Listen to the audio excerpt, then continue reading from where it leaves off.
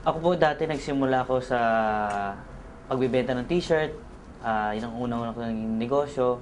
Nilalako ko lang yan sa mga kaibigan, kamag-anak, kapitbahay. Ang buhay namin sobrang simple. Simple in a way na hindi ko mako-compare yung buhay ko before and to now.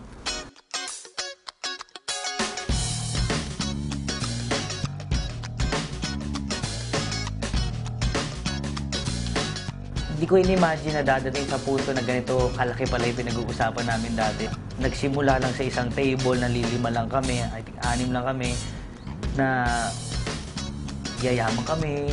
Alam namin kikita kami pero hindi ganito kalaki. Dito na nakukuha ko yung mga pangarap ko, dahan-dahan, yung mga sasakyan na dating laruan lang, dati litrato lang, dati pinupuntahan ko lang sa mga bahay-bahay ng mga kaibigan ko, tinitingnan ko. Lahat yun nagkaroon ako sa V-Mobile. Pati yung dream na condo ko before na sa Fort, umadaan kami doon, sabi sa sarili ko, one day magkakaroon ako ng unit dyan.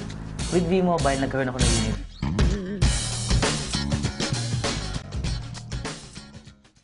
Siguro without V-Mobile, walang sasakyan, walang savings, walang masarap na buhay. Alam mo, maganda talaga dito, more than the money that we earn. I have time for my family, I have time for my daughter, I have time for my wife.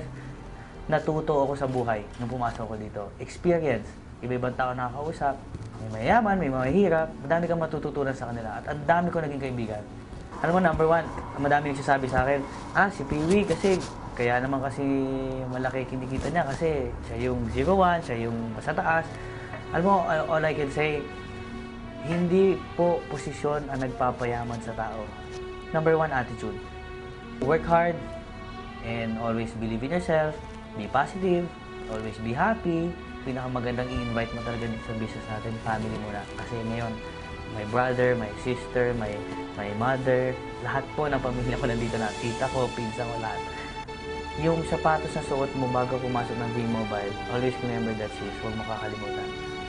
For V-Mobile, I wish more power, more blessings to come, and I always wish everyone, all the members of V-Mobile, we are all happy millionaires.